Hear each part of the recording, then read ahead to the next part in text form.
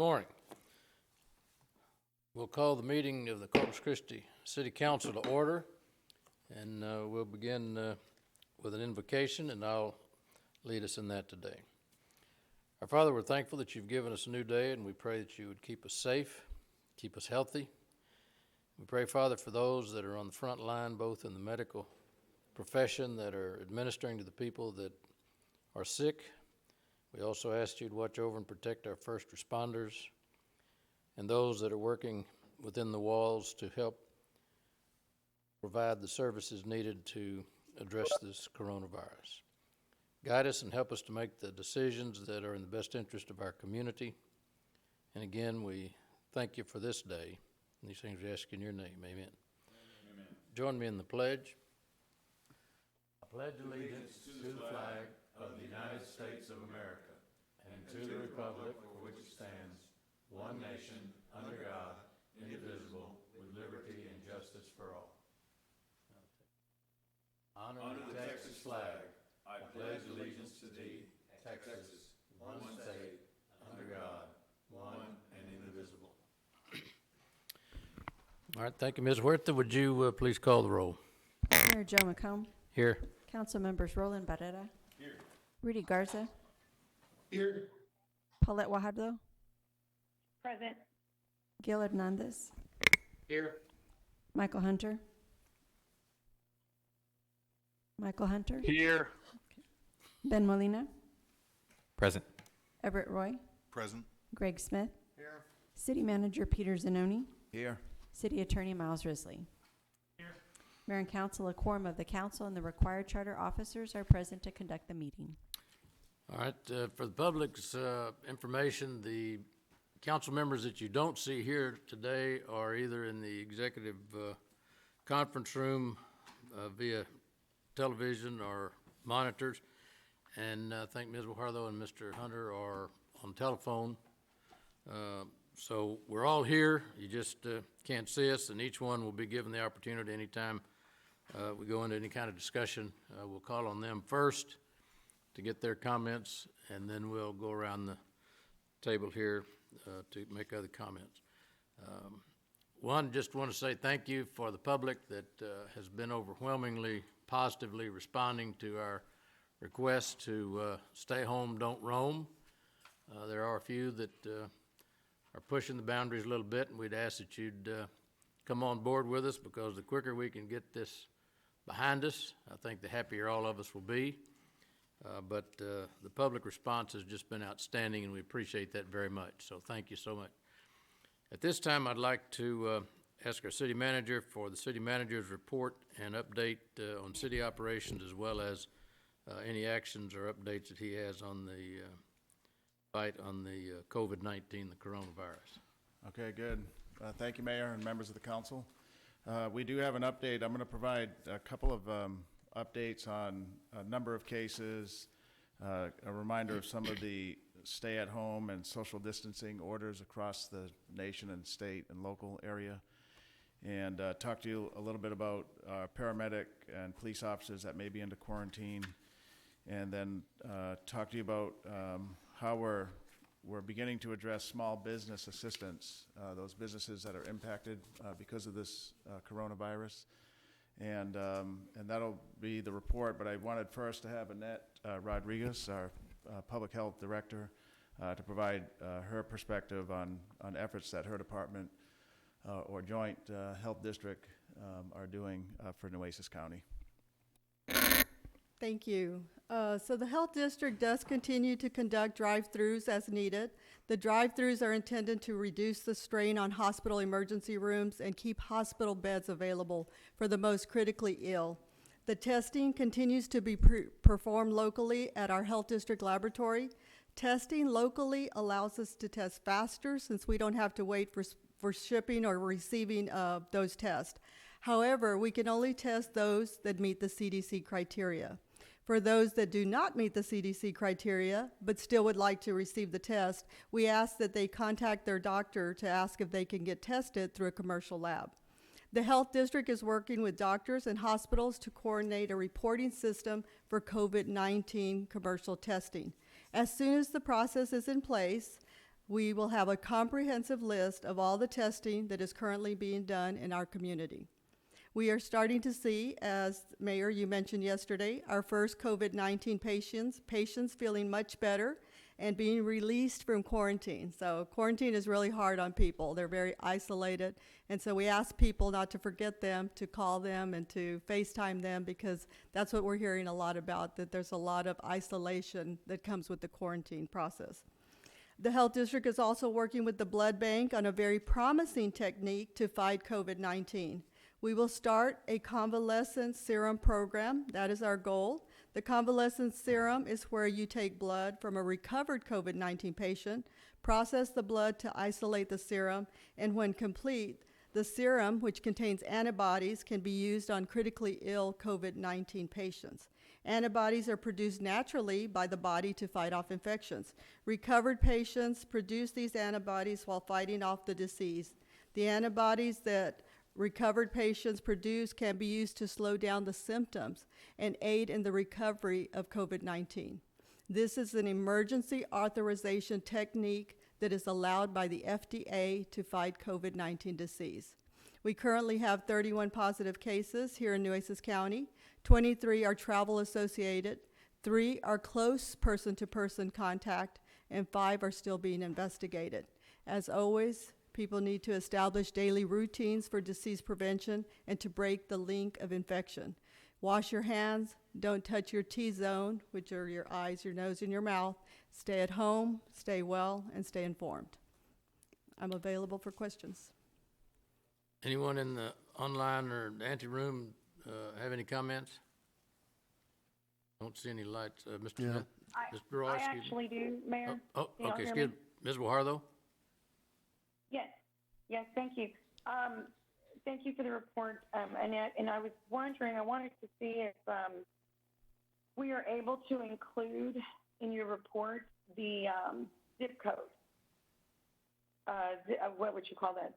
I guess cases by zip code. Could we include that in there? I don't have it with me, but we are giving that to our IT people so that they can set up something like a map, like Dallas and some of the other areas have done as well. So yes, we have given that to them to add to our website. Wonderful. Thank you. You're welcome. Yeah, anyone else online or out in the executive conference room? Mr. Roy? Or Mr. Smith? Thank you, guy. That sure sounds promising with the antibodies on there. Could you just quickly brief us on the drive-through testing? How much did we do last Sunday, and what were the results of that? Sure. So we did 45 through the drive-through, and actually 3 came back positive. So it wasn't bad. You know, that was a lot of people tested. It was tested in almost an hour and a half. So we're down to 1 minute per car. So we're getting faster. It started out at 5 minutes, and then we went to 3 minutes, and then I said we can do 1. I really want to do 10 seconds, but I was pushing that envelope. So they're doing very well. It's a process. You know, we've watched a lot of different drive-throughs, South Korea. Everybody does it different. I'm happy to say that I think ours is probably one of the most safe drive-throughs, and we've shared it with other health departments in the state of Texas. So we have a script that we read for every person coming through the drive-through that basically says, do not roll down your window, do not get out of your car, follow the signs, you know, show us your ID through the window, do not roll down your window, do not get out of your car, do not ask questions because you could get healthcare workers ill, and we do not need to get ill at this time. So they drive up all the way to the place where they actually get tested, and there's a sign there that says you can now roll down your window, and the nurse is ready to actually collect the specimen. They do that very quickly. We ask that they not talk at that time. They try not to cough. That's very hard because it's very kind of aggravating, and you have the tendency to want to sneeze. And then to roll up their window very quickly, we ask that they not tell us thank you. They do not tell us goodbye. They drive off, and we will call them with the results. It's been about 2 weeks. Yes, I think we're on our 6th drive-through, I think. It's been quite a number, so we'll do another one tomorrow. And then we'll just keep going. We're going to do Wednesday and then Friday, and then every week we're going to try to do Monday, Wednesday, and Friday. As long as we have reagents available, we'll keep doing the drive-through testing.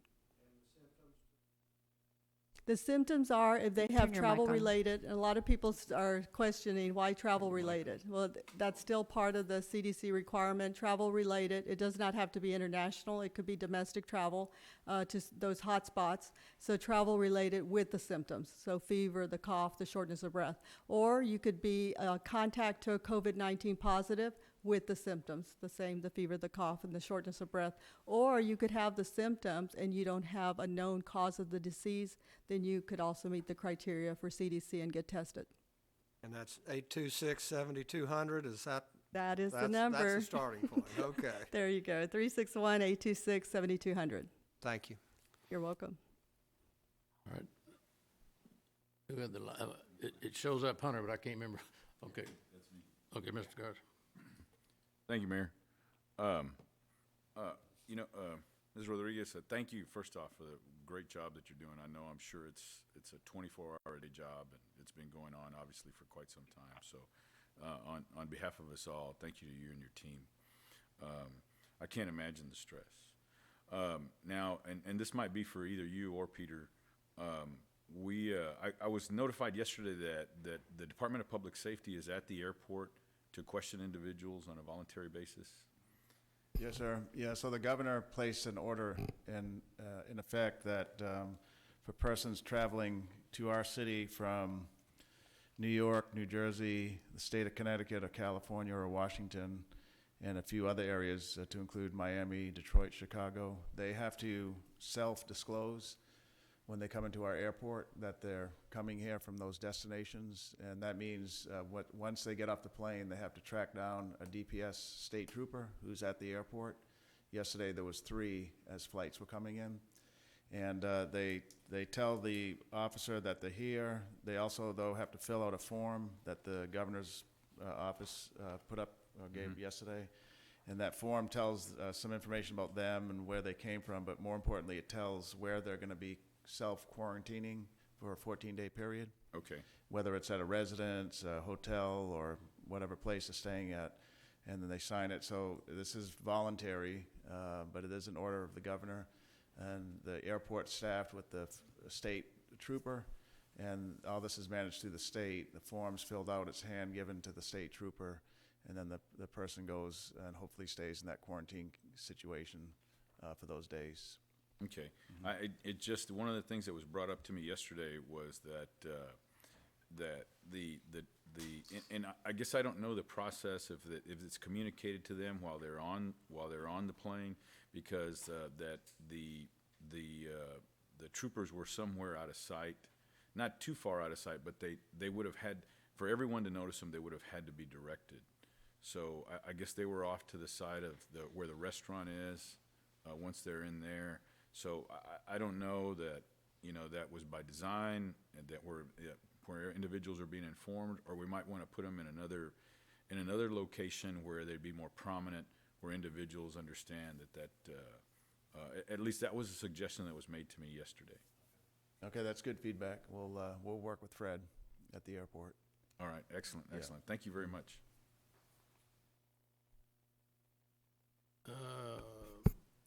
Mr. Roy? Just a couple questions. I'm gonna make an assumption that right now, the people that are showing up and being tested that have some type of symptom, and then they're tested and then they're negative, it could be because maybe they have the flu or they have something that is similar. That's true. Correct. That's very true. So with that, when is the flu cycle, or like the time frame, the season? When is the season over for the flu? Right now, that's a great question. Right now, we're very close to the end of flu season, so we don't see very many cases about this time. As the weather starts to warm up, we're really on the downslope. So we're thinking that the cases may be more related to COVID-19 than the flu. And then the other thing is, I've also heard that for people that have allergies, like cedar fever or just plain allergies, when do we normally come out of that also? Is it, You or is know- that year-round? That's kind of year-round. It just depends if it's cedar or what, what's actually blowing in. So that one's year-round, so. But people that have any types of symptoms, whether it be a cough or shortness of breath, we're just still asking them not to go to work. Stay home, because I know a lot of them say, I have allergies, but right now you really don't know if it's allergies. So just get well. Once you're well, you don't have fever, then you can go back to work if you're an essential employee. Thank you. You're welcome. Any other comments? Now, on the just, if my math is right, that 3 out of 45 is 6.6%. So that's, we'd rather it be zero numbers are positive, but 6.6% is, I think, a good number. It beats 30% that Oh, I New agree. York and some of these other people have, so that's good. Exactly. And we appreciate the public's participation. Any other comments for her? Let her get back to work. And if Thank you would, you. share our appreciation to your coworkers out there. They don't get to come and hear us tell us that. They're probably not watching television, so tell them we appreciate their efforts very, very much. Thank you. I definitely will. Thank you. Mr. Zanoni?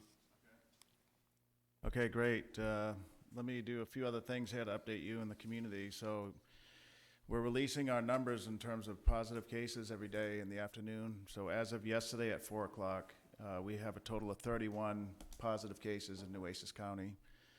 The majority of male, about 55% of those are male, 45% female. There's two age brackets that the majority of the folks fall into. That's the category of 40 to 49, and then 60 to 69. The chart that was just placed up on the screen, you can see from the beginning of counting how our numbers stack up here. Yesterday was the largest the largest single day in terms of a positive test result. You can see there were 9 yesterday. That brought us from 22 to 31 cumulatively. And we have tested, since we began the testing process, the city's labs have tested 154 persons. We have a pretty robust process that is in place to get the commercial and hospital number of tests that they're analyzing. On the agenda today is an order that the mayor signed, and it will require them to submit information to us. So that way we'll be able to kind of get that rate of how many positives to total tests taken. Right now, our labs can do the analysis, a commercial lab can, and hospitals can. And what we don't have are those latter two persons' information, but we will be getting it. And soon we'll be reporting on total tests taken in Nueces County. We'll have an update today at 4:30 since yesterday.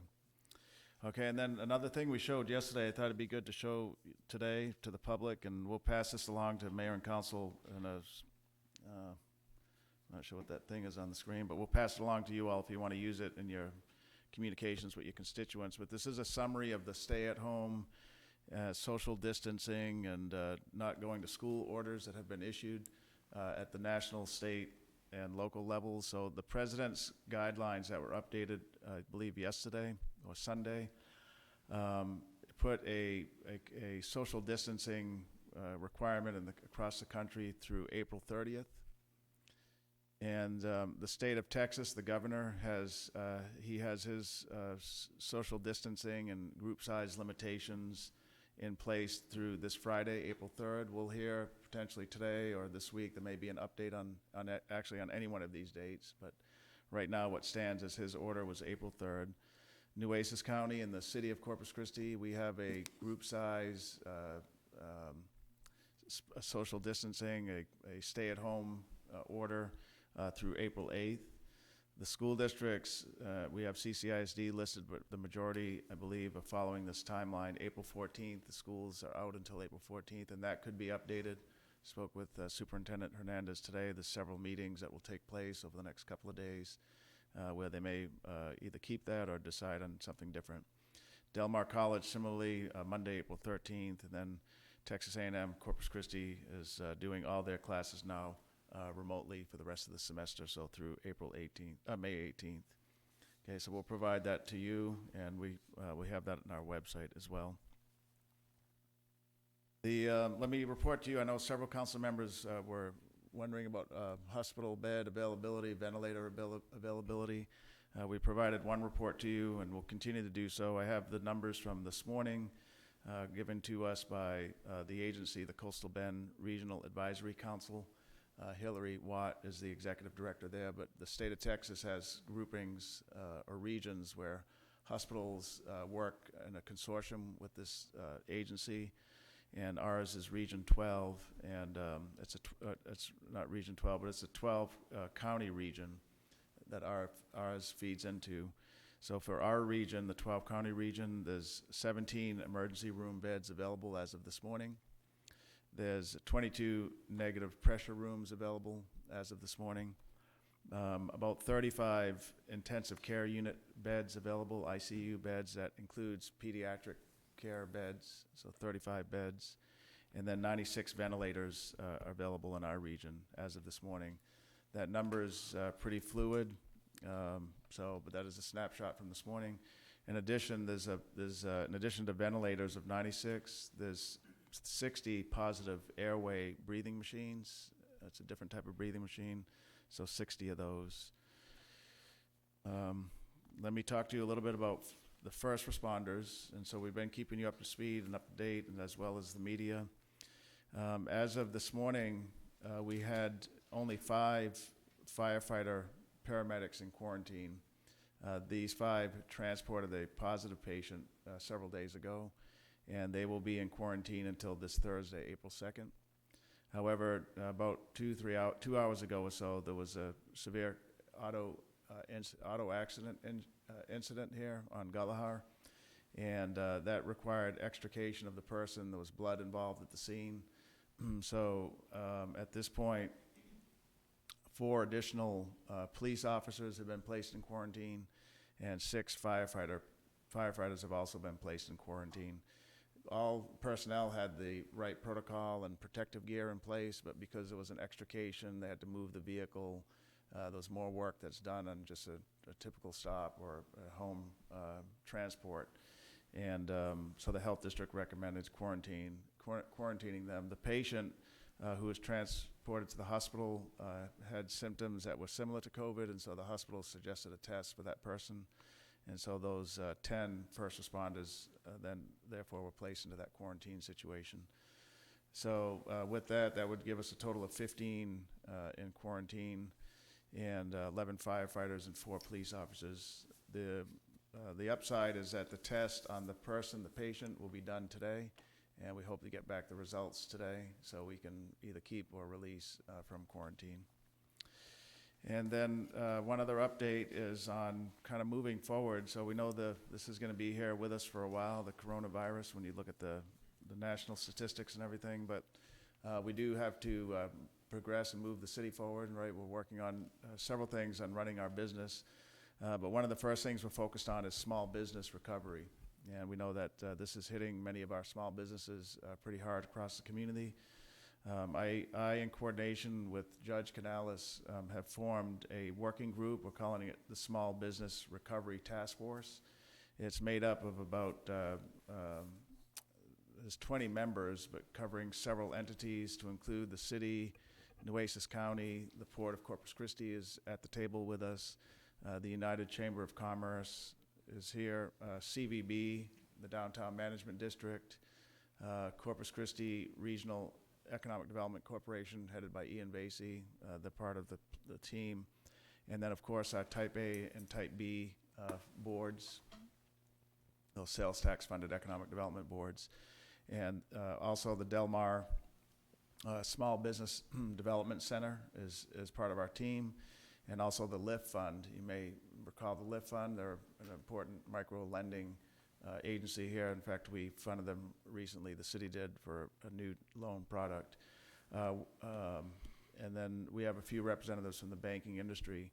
So that's the group of about 20. We met yesterday via teleconference or WebEx, just to begin to meet, just to begin to see who's on the group and begin to conversing about what does each entity have to offer, or what are they thinking of in terms of small business recovery.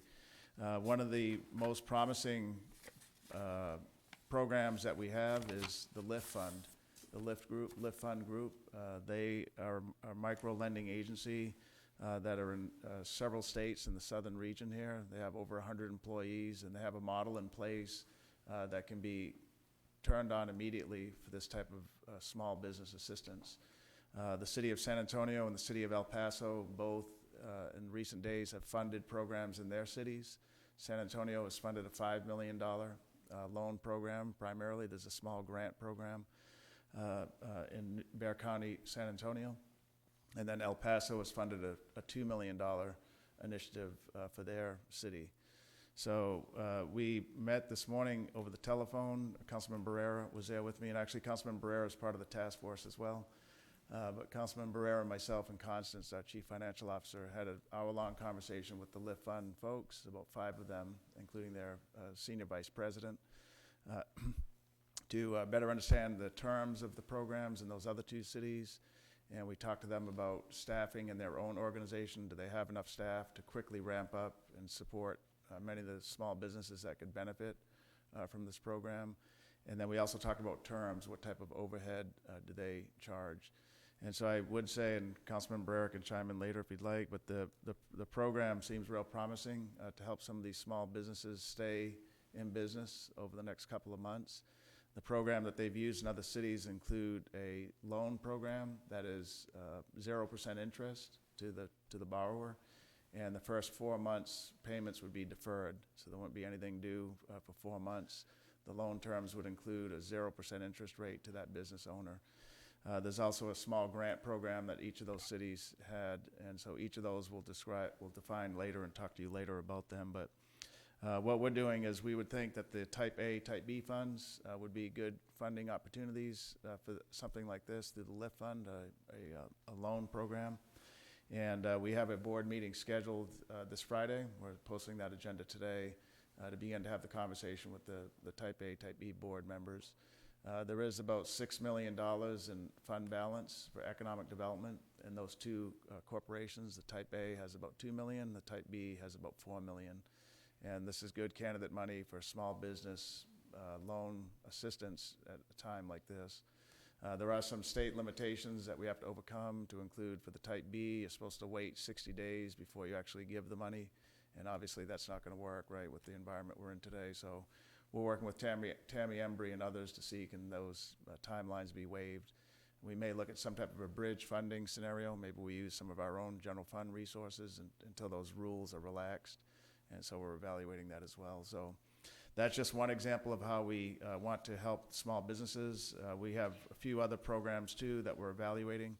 The point being for this briefing is that we have a work team in place now of a pretty diverse group across the city. And Councilman Barrera is assisting us as well on that. And we'll begin to meet probably every other day and start getting some of this stuff out so we can begin to help those small businesses that we know are a critical part to our economy and employment across the region. So, Mayor and Council, that concludes the City Manager's report this morning, and I can answer any questions if there's any. All right, Mr. Smith? Thank you for the report, Mr. Zanoni. A couple of things. It was mentioned earlier about the zip code and doing a map, but in the short term, everybody knows what zip they're living in. Could we publish the actual zips themselves? It's a map that shows all the zip codes? Yeah. Sure, Mhm. we can do that. Well, no, the positive cases by zip. Positive cases, but say that again? Yeah, Just- the positive cases by zip Okay, on Okay. there, so all right. that'll give the public quickly an idea. And thanks for really the leadership role on this Lift Fund with it. We know one of the hardest hit groups are the restaurants. And if you thought about it, we've got a good restaurant association, a very small business, they're the ones just getting creamed amongst some of the others, so visiting with them. Yeah, just to add to that, so this morning we asked the Lift Fund people, give us some examples of what a small business would use the money for. And it could be things to include payment of lease, if they have a lease. Mm-hmm. It could be they may have just expanded their business, and now they have loans that are due. Another thing, though, is if they furlough their employees, if for some reason there's not enough velocity or not enough volume in their takeout food. They're furloughing some of their employees, so in some cases, businesses are continuing to pay for health care for their employee, so that when they do come back, or when they're gone in that time frame. So those are some of the examples of what the loan dollars could help those businesses over this time period. Well, thank you so much for the leadership in this area. Roland? Mr. Roy? The only thing I wanted to add to that is that I know that SBA has a tool right now where you can go directly online to SBA, and you're eligible up to $10,000 per company. The application itself is pretty quick. It's easy, and my understanding is that the funding is pretty quick. So that's something for anybody that's listening, and they can look at that option, but they need to go directly onto SBA to the website. There's a lot of people that are talking about the CARES Act that's recently was passed, but there's no direct guidance in terms of my understanding on the CARES Act that talks about how banks are going to go through that process at this point. But definitely sympathetic, especially to restaurant businesses. Seems like they're the ones that have been hit the hardest. Yeah. Thank you.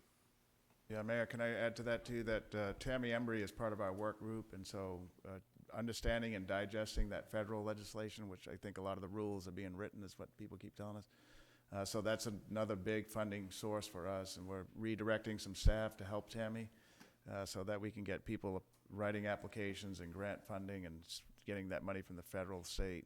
So we're thinking about how do we expand the team. And then on Lyft, their response to the question of how long would it take once the program's up and running if a person came in to get a loan, they said on the long side it would be about a week. So that's good. So if a business submits an application, all their paperwork's in good order, about 5-6 days max, and then they'd have the loan dispersed at that point. So this is a good example. This is a good reason why we like the Lyft Fund and that group, because they have proven processes in place and are hiring staff, creating processes. They can expedite these loans in a secured way for us, because the money we'd want to get paid back. And but they have that business process in place. So 1 week would be their turnaround. Mr. Molina? Thank you, Mayor. Peter, Mr. Zanoni, there's been a question about the availability of hospital beds. I've sent you some information. There's been a couple of hotels locally owned that have offered their space in the event that we do need more rooms. I also sent you a template for an agreement between the city and these hotel owners. And I just hope that that's something that you and the team are looking into, because I'd hate for us to try and make that contact and connection when it's too late. I think we should have those agreements in place beforehand, just to be on the safe side in case we do need them. Yes, sir. Yeah, thank you, Councilman. We have that information. The Health District is using it, and we're working pretty closely with Judge Canales on hospital availability, as well as at Hillary Watt, who has the consortium. And so there's many angles we're looking at to make sure availability doesn't become an issue for us here. But we thank you for... What other cities are doing is with these hotels, they're also using those hotel spaces for quarantine spaces, not just for extra hospital beds. So those are available also. Right. And thank you, Councilman. Yep. Mr. Beretta? Okay. Anybody in the conference room, or Ms. Guajardo, or Michael? Yes, sir. You got any comment? I do. Can you hear me? Yeah. Michael answered. Michael, did you have anything? Yeah, I'll go after Paulette, please. Okay. No, go ahead, All right. Michael. I'm sorry. Go ahead. I was just going to ask Mr. Zanoni, what phone number should businesses who are looking for help call? What's the contact information we should be handing out to some of these small businesses? For the business loan, we don't have that quite yet, Councilman, but we will. We'll provide that as soon as we have it. We'll be continuing to work with the Lyft Fund, and one of the first steps is working with the Type A/B board this Friday to see if they'd be amenable to funding something of that sort. So we'll have that number. We'll make sure it's available. Sounds good, thank you. Okay, Ms. Barlow? Thank you. Peter, I wanted to ask you with, and I think there's great concern from my colleagues as well, in regards to the PPE, the protective gear, for our police and firefighters. Could you tell us first, what does that comprise of? What is gear for police officers, and what is the gear comprised of for firefighters? That's my first question. Okay, it's similar. Like goggles and, Yeah. you know, whatever, yeah. Right, okay, so for the firefighter, it's a little more extensive, because they're usually they're closer to a patient. So for the firefighter, includes goggles that are airtight around the eyes. So the glasses that used to be a recommendation of the CDC to be used is no longer recommended, so the chief has removed all glasses. So they use airtight goggles, they use a face mask, they're called the M95 face mask, breathing mask. Then sometimes they'll wear a complete plastic shield that goes and covers their entire face. And then on their hands, they have always worn these, but they continue to wear gloves. And a new thing added is a complete gown. And so depending on the response, they could have the gown on as well. And on the police side, it's similar in terms of the gloves and the face mask, and they'll use the goggles if they need to. And so those are the requirements that we're using. Okay, great. So my next question would be, do we have enough for everyone, gear? No. And Yeah, the answer is No. no. We don't. Okay. Nationally, there's not enough for everyone. So in the case of the fire department, the chief was telling us this morning that they're trying to reuse what is a disposable face mask up to about 5 times. After that, they don't want them used again for safety reasons. The eye goggles, which may have been more disposable in the past, are now being reused after being appropriately cleaned, sanitized, and so on. And so nationally, it's an issue, but we, through our EOC, we have access to statewide, actually national resources. And so we continue Right. to put requests in through Billy Delgado for additional equipment like that. Okay, would you keep us apprised of how we are, when you get, I guess, you know, if you were to get it approved and receive an order, just so we know, Okay, we can do that. you know, how we're moving closer to protecting more of our police and firefighters? Okay. We're protecting them Okay. all today. It's just we're Yes, using some yeah. provisions to include reusing what may have Right. been a one-time use. But yes, we'll let you know when we get those supplies. Okay, alrighty, thank you. And then the last question or comment maybe I have is in regards to some of our parks and playgrounds. I've received quite a few inquiries in terms of, I guess, the not necessarily minimizing the risk at some of our parks and playgrounds, specifically the pavilion, the basketball pavilion downtown or on Shoreline. And I'm just not, I don't know that the congregation around these areas is something that anyone else has heard about, or what is the concern we have, because they're all children, and I understand, you know, they're all out of school, and I've never seen so many people walking around in my neighborhood, which is great, and, you know, most are practicing social distancing, but at the parks, it's somewhat of a concern with the playground or that the basketball courts downtown or across town there on Shoreline. Do we have any intent? I know other cities have kind of closed off some to minimize that risk, but what are your thoughts on that in terms of it being a concern for us? Yes, well, what can we do is, well, what we have done is we do have regular operating hours, and some of the like our beaches now close at 8 instead of what may have been not at all. So we do have some hour restrictions that have been put in place. I think what we need to do is we can work with Kim, but to continue to get the word out to the community through social media and public service announcements, which is that nobody's immune to this, and social distancing is Yeah. as important on a basketball court as it is in a meeting like this. And so we do Yeah. not have, unlike some cities, have a park ranger or a park police group that would actually be in the park to help enforce rules, to include no drinking. But so we don't really have the personnel in the park department to monitor these locations, nor would it be a good use of our police time. So I think a lot of Right. it's going to have to fall on the individual person in the community. The parents and the children have to take, step up and take ownership. We can do more awareness campaigning and see if we can have resources that can get out there and talk to some of these groups. But it's a matter of prioritization when it comes to use of police officers and that type of thing.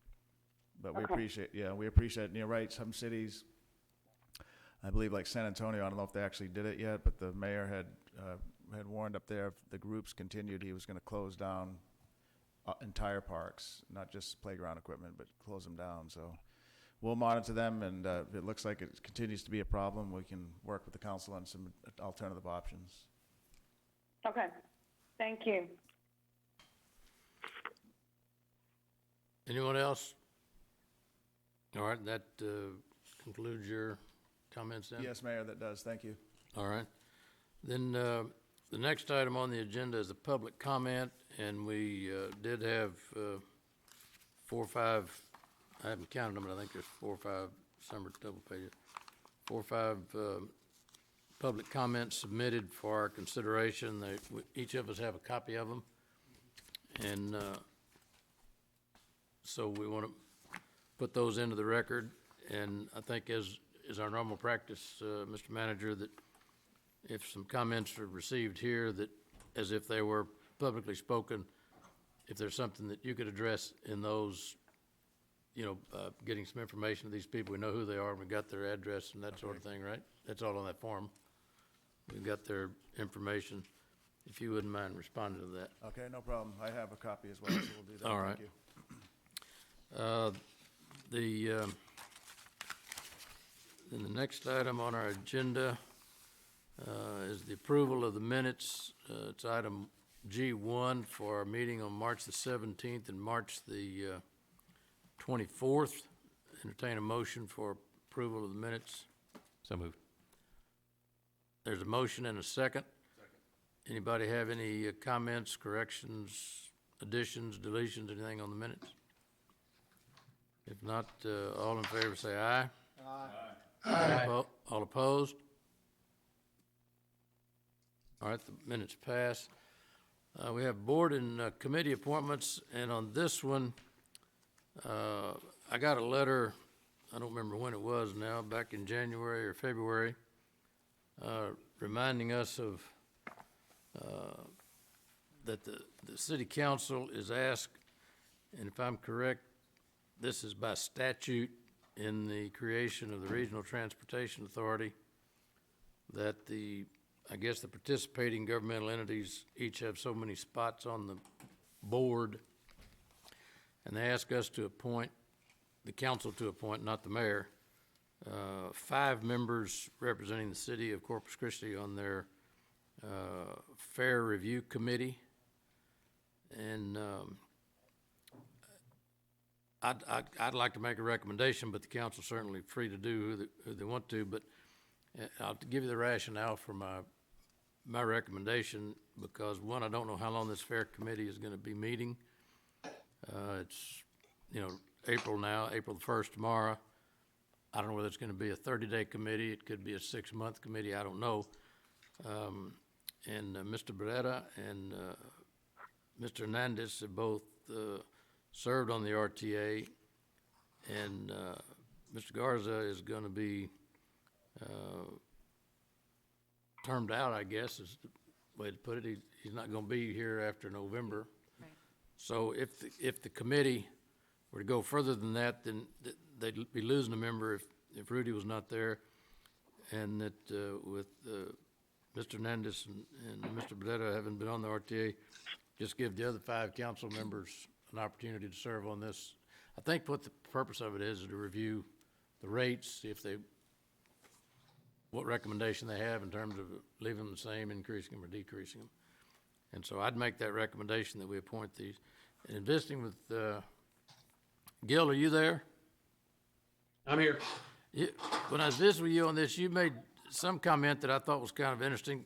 Tell me what that was about the statute, and this thing doesn't meet often. It may very well be that we might want to talk with our legislators. I think it's required by law, don't we, that we appoint these as opposed to the RTA just Right.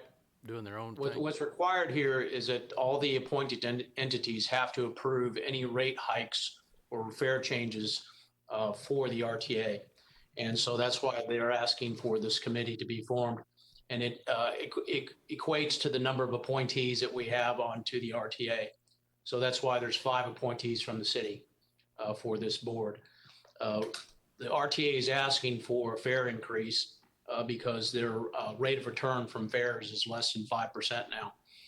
When myself and Councilman Barrera on it was greater than 10%. But that's what they're asking for.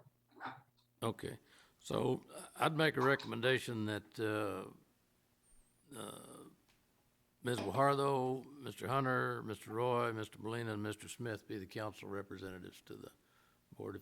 And I'd make that a motion, or someone, if somebody would rather not agree with that or think that's good, well, let me know.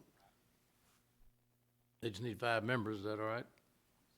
Okay, well, Yeah, I think so that you made a motion, I'll Mayor? make a motion if there's a second. Second. All right, there's a motion and a second. Any further discussion? All in favor, say aye. Aye. Aye. All opposed? Okay, thank you. And for the record, Mr. Barrera abstained from that vote. Oh, that, Mr. Beretta did abstain, yeah. Okay. We have consent agenda items 3 through 12. Anyone want to pull any agenda item 3 through 12? Mayor, we need to pull item number 3 because we have an amended ordinance. And we will be handing that out. And All right, we'll pull distribute number- it to the off-site council members as well. All right, pull number 3. And, Mayor, I'd also like to pull number 6. number 6. Okay. I'd like to talk a little bit about, let's pull number 9. And number 10, just for comment purposes. And I think it needs a little recognition because this is, I think, a pretty good step forward. 9 Anyone or else? 10? So we'll pull 3, 6, 9, and 10. Anyone else? 3, 6, 9, and 10. I'll entertain a motion for the approval of agenda items 3 through 12 with the exception of number 3, 6, 9, and 10. Second. All right, there's a motion and a second. Any discussion on those? All in favor, say aye. Aye. All right. Number 3. Mr. Risley, you want to go over that one? I'm handing out 2 packets to you, Mayor. Oh, they got them. I already gave them to them. Yeah, the date is it.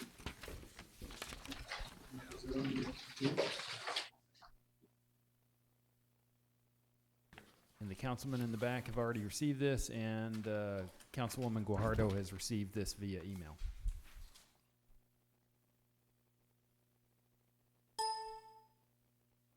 Now, the one you passed out is just handed out is the existing order. The one I passed out is actually the existing order, but the last page is the order that you signed on Friday, which is last Friday, which is the order to report COVID-19. It's the 27th. To report the test? Right. That last page is the order to report COVID-19. Right, okay. And these are attachments to the ordinance that I handed out, the amended ordinance that is partly in blue. And what you see in blue is the changes from what was originally distributed in the packet. You want to go over those changes? And actually, I think I probably should go through those changes. The first change is to section 1 on the second page of that ordinance. And you'll see that you need to put in you need to fill in the blank as a council and decide how long to make this for. The other ordinance extended until April the 17th. The judge's order to stay at home only went to the 8th. So you can make that decision on whether or not you want to go ahead and extend this to the 8th, or if you want to extend it to the 17th, you can. And our original date was what? The original date was 7 days after the issuance of your order. Okay, and then we extended it until, And it hasn't been extended, yes. This ordinance will extend it. okay. The last ordinance you did to the declaration of the disaster and the other orders went to April 17th. The next city council meeting is April the 14th. What extent to the 17th is probably the prudent thing to do. 15th. 15th. Right. The judge's stay at home is the 8th. Ours is only good for 7 days, so it doesn't go until the 8th. This is what you're extending now. You can extend it until the 8th, or you can extend it until the 17th. So that's why the blank is there to fill in. Well, I mean, it would be nice and less confusing to the public if we tried to have all our dates coming together. But in light of the fact that we're not gonna have a meeting next week, which will be what date is that? That next week will be the 7th. Should we extend them to the counties is the 17th? The counties only goes until the 8th.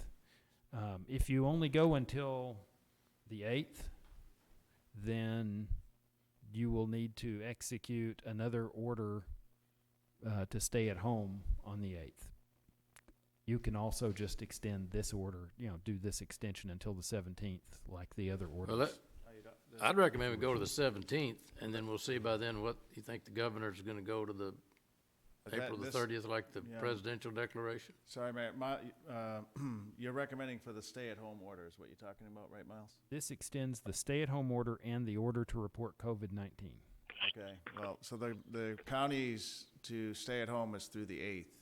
So if you do to the 17th, then the city of Corpus Christi will be beyond the county's deadline, which is the 8th. I would think they're gonna extend it though, based on comments I've heard the judge make in the presidential declaration till the end of April, so. Okay. They got a meeting tomorrow, I guess, or something. We can always rescind it, right? You can rescind it. If the president comes out. Yeah, you can rescind it unilaterally, in fact, because The mayor or the council? the mayor can rescind this unilaterally if you choose. All right. Early. Well, let's do it to the 17th, and that at least get us to another council meeting with not having one next week. And you could rescind it And if if things change. things work out that rescind it, I'd be delighted to do it. If Okay, I'll write in the Circumstances 17th, warrant but when it comes All time right. to, you'll need to note that, all right. amend it into there. Anybody from the conference room have any comment? 17th? Yeah, Mayor, where it's going to be in a total of 3 weeks by putting a stay-at-home order to that time frame. I understand that we're trying to keep everybody healthy, but we're going to keep people out of business and out of work for an extended period of time. I don't know if there's any modifications that can be done to some of the stay-at-home orders for places like barbershops or haircut places or retail stores or something like that, to where they can have some sort of rules in place to minimize exposure, but yet be able to do some business. Simply to try and mitigate some of the economic damage that we're doing here. Well, I understand that. I'm just trying to think in terms of if the presidential declaration. And I'll give you some examples. I saw at Academy, they had a line out front with the 6 foot spacing between individuals for people wanting to go in, and they Right. limited the number of people that went into the stores to maintain the social distancing. I don't know if there's something that we can include in our stay-at-home order that would allow for something along those lines to where we could get some business going, and especially things that are not necessarily essential but are important for daily lives, right? Just and still, we still would like to get people moving economically. If there's any way we can do that to create something along those lines, maybe we can consider it for this particular order.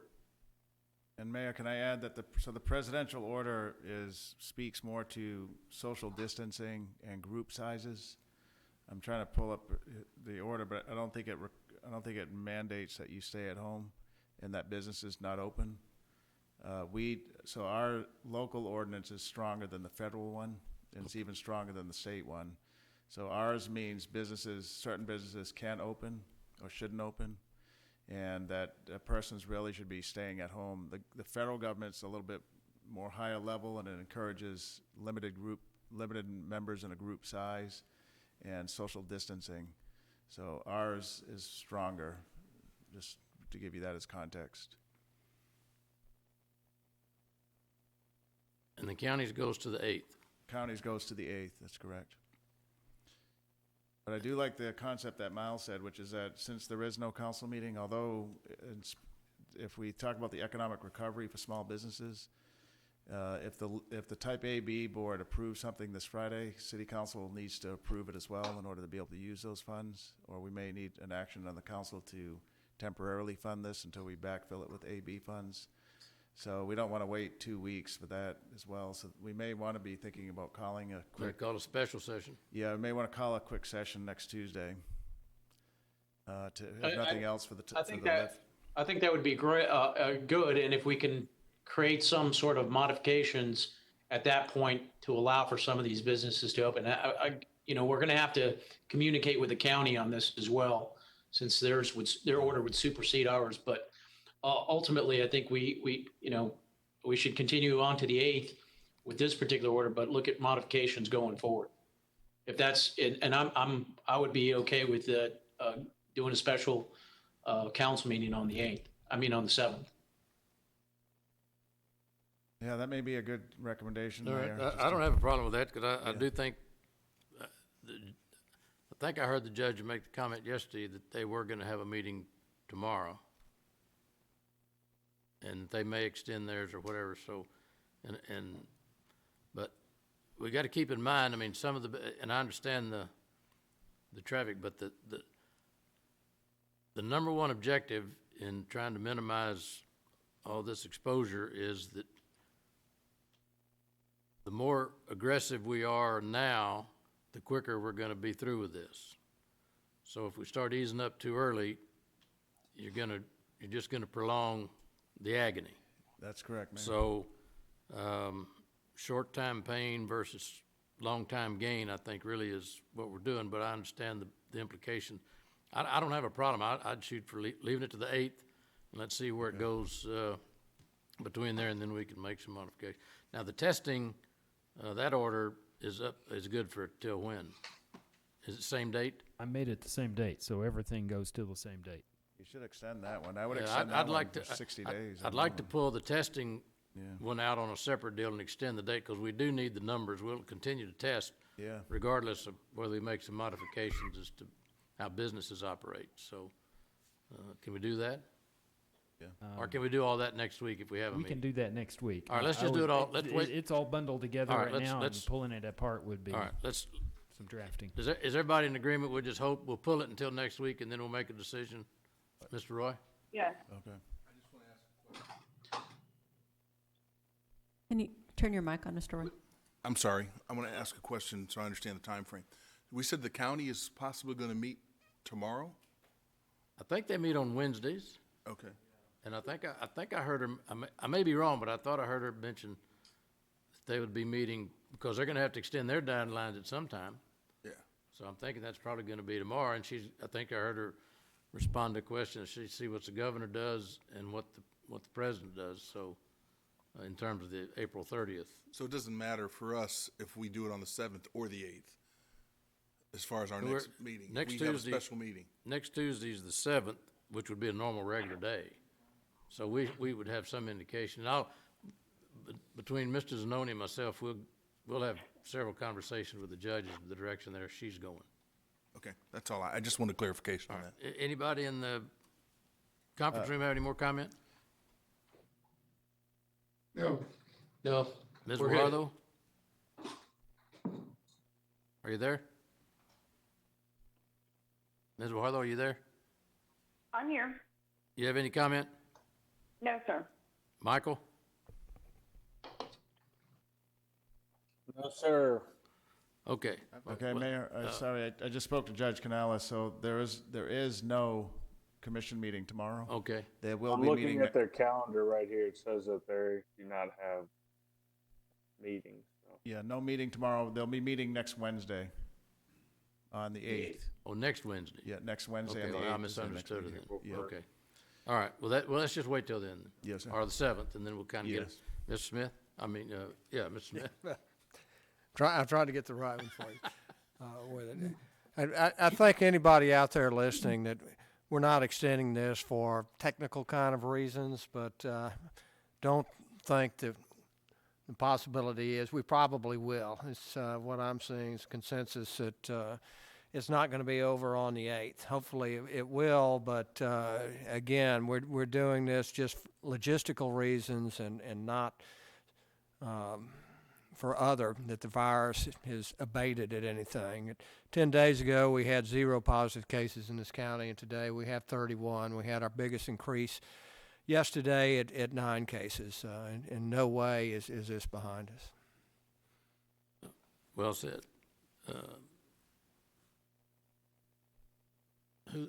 Yeah. Mr. Barrera. Yeah. I'm looking over here and I'm. Thank you, Mayor. I just want to, I understand Councilman Hernandez's anxiety. I share it as well.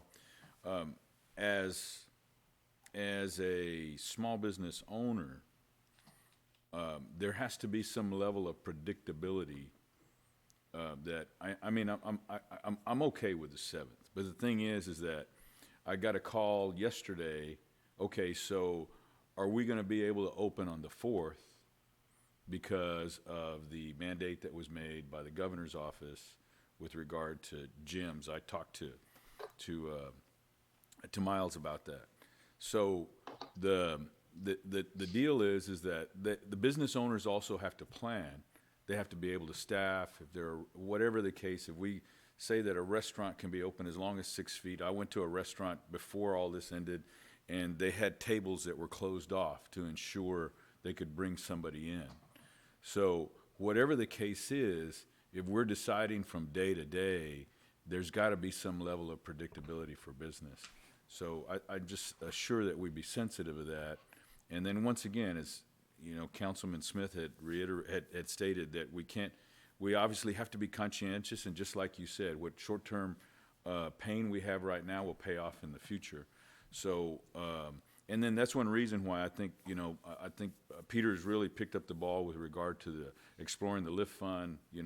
The Type A and Type B board meeting, they're having an emergency meeting on Friday, so that way we can ensure that we have a bridge to be able to help out those small businesses, and while still keeping people safe. So that's just all I wanted to add. Thank you, Mayor. Yeah. So everything remains the same, and we're seeing where we can tweak, if we can tweak, but we're not letting our guard down. Our number one goal again is health and safety, and that will remain our goal. All right, we're going to pull that one then until we meet again. All right. Any good date now. and just one other thing, and while we're talking about this, and I've heard some expressions concerned about, I think, in parks and having some crowd or something. While we have no interest in finding anybody, arresting anybody, putting anybody in jail, but this is pretty serious business, and we are serious about protecting the public health and safety. So if you see an operation that, just kind of flagrantly is violating the 10-person rule.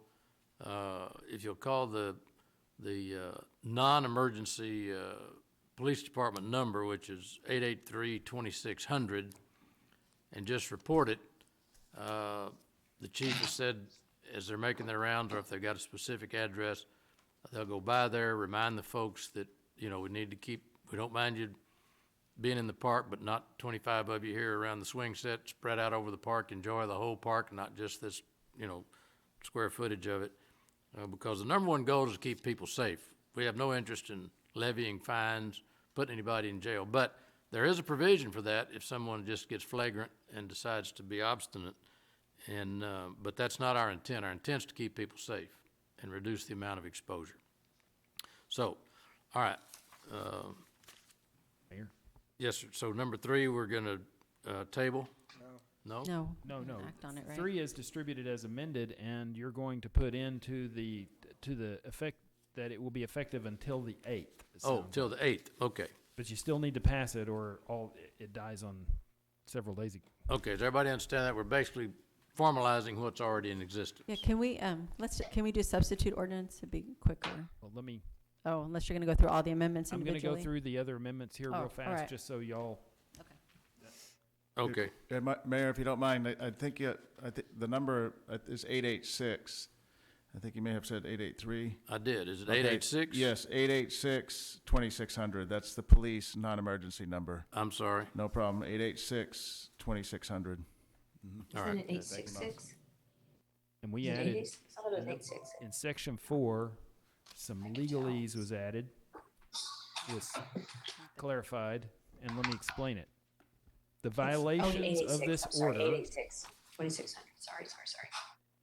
I'm sorry. Who, somebody want to talk? Conference room? Okay. Okay, go ahead. Section 4A, a violation of this order is a Class C misdemeanor. We made that very clear in this so that we can cite, so we're not having to take people to jail and process it through the district attorney. It's in our municipal court, gives us more control over this. Okay. matter. B, if a person continues to violate and they get a conviction and they just continue, it can be up to 180 days in jail. And C, we created a defense to prosecution for persons to the extent they are exercising their First Amendment rights and rights protected by Chapter 110 of the Texas Civil Practice and Remedies Code, which, as far as we can see, has not been suspended by the governor. That's the Texas Religious Freedom Restoration Act. And we wanted to establish those defenses so that a person could raise them in municipal court very clearly and would reduce the chance that a person could raise that as an action, separate action to be filed against the city. All right. So it'd be a motion to amend. A motion to amend, a motion to approve the ordinance that's been passed out to the city council with the changes shown in blue, but with amended for the date in section 1 to be inserted as April 8th, 2020. All right. Is there a motion? for So that? moved. I hear a motion. Is there a second? Second. All right, there's a motion and a second. Any further discussion? All in favor say aye. All opposed? Okay, motion passed. All right, number 3 is passed. Then the next one is number 6. Mr. Hernandez, is you the one that wanted that one? Yes. Okay, Specifically wanted to ask the question here that this is, I only saw one bid here, and I was asking the question as to why we didn't have more bidders in. This kind of goes to our discussion last week, where if we just have one bidder, it's hard to really make an evaluation of whether or not we're getting a good price here. So I wanted to kind of get the information as to if there were no other bidders, maybe this should be pulled until we can get other bidders.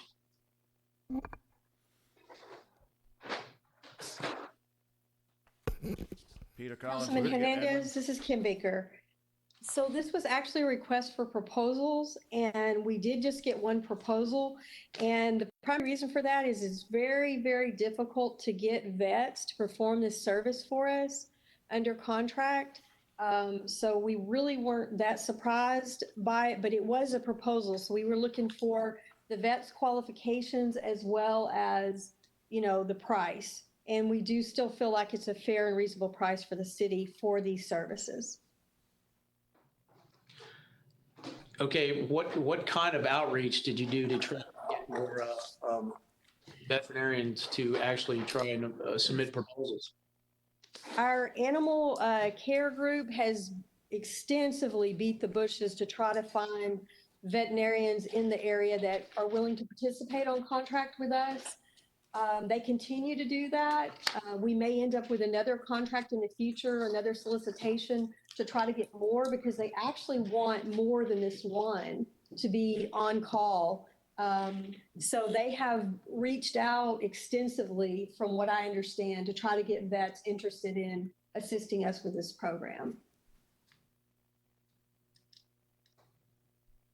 I guess we don't have anybody from animal control here, right? We do. Yes, Joel Skidmore here. So can you kind of describe what you've been doing? Yes, sir. We've notified the public and the veterinarian community as well. Our chief veterinarian, Dr. Draper, is very involved in that aspect as well. And fortunately, we had a vet that was working with us before, and she, Dr. King, she's the one who put forth the proposal for this contract, sir. So this is not the current vet that we've been using? It is the same vet from the previous contract we had, yes, sir. Okay, so if I reached out to my own veterinarian, they should know about this contract availability? I believe so, yes, unless Ms. Kim can answer that. Yes, they should. I mean, it was publicly advertised. We did the notifications to all the vets on top of what animal control did or animal care did. Okay, when is the current agreement with this particular veterinarian expiring? I believe that it is already expired and we're on a temporary extension until this contract is approved. Well, I'm uncomfortable with a single bid or a single proposal, the way you put this here. It seems like we should be having this more, at least bringing 2 or 3 going forward. If we can look at doing this in the future. I know we had this discussion around the PVC agreements last week. I don't know, we didn't accept it at that point. I'm not sure if we should accept this one, but I'll go with your recommendation if you think this is the right way to go. And if we can look at some more veterinarians, put them on this contract as well. Councilman Hernandez, this is Chief Markle.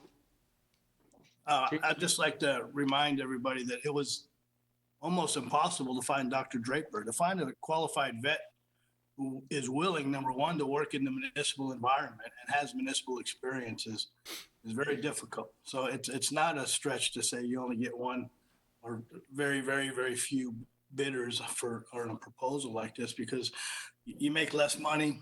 It's harder work. It's a difficult environment. And it was very difficult when we moved from Dr. House and found Dr. Draper. That was an extensive search done by Chief Shower. So adding another municipal vet as a fallback and getting one bidder is not a surprise. Not in this environment. Okay, this is Michelle King. Is that different from Dr. Draper? Maybe I'm misunderstanding here. The name says Michelle King.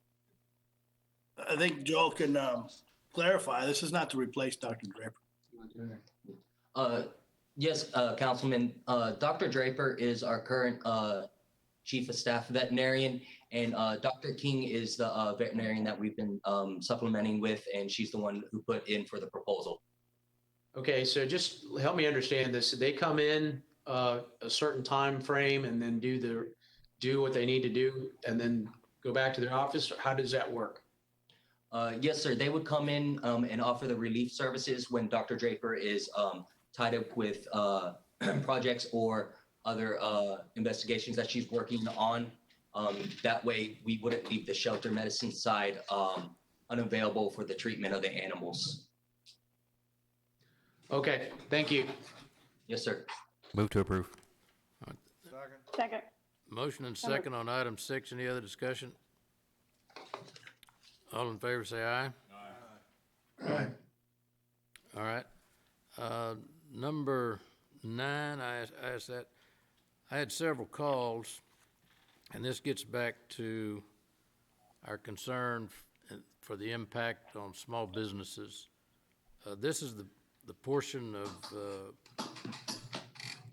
airline between Padre Island Drive and McArdle, which is a very short, it's really between the mall and Gulfway Shopping Center. I mean, these people have been impacted because of the coronavirus thing, and now this construction is to be about 90 days or something. I think I read, maybe I missed, I think that was the date, somewhere in April to August or something like that. What was a calendar that I looked at last night that gave me the spreadsheet? April through October, Mayor, 2020. Yeah. Of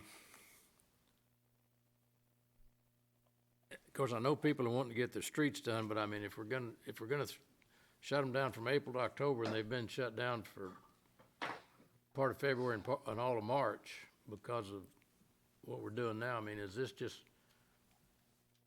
or what precautions are we gonna do? When does construction start? The way I read it, once this is approved, they'll be out there tomorrow.